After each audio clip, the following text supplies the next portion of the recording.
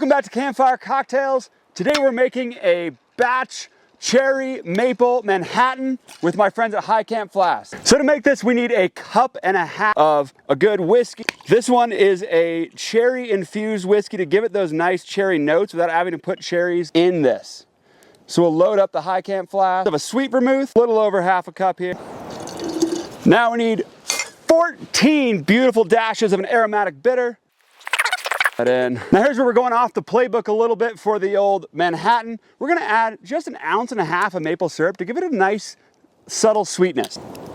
Now what you could do is you could add in 4 ounces of water to dilute this a little bit, but because the High Camp Flask is insulated, I'm actually gonna top it off with some ice and it's gonna stay cold for a while.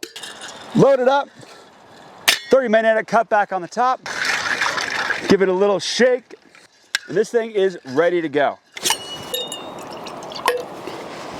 Cheers.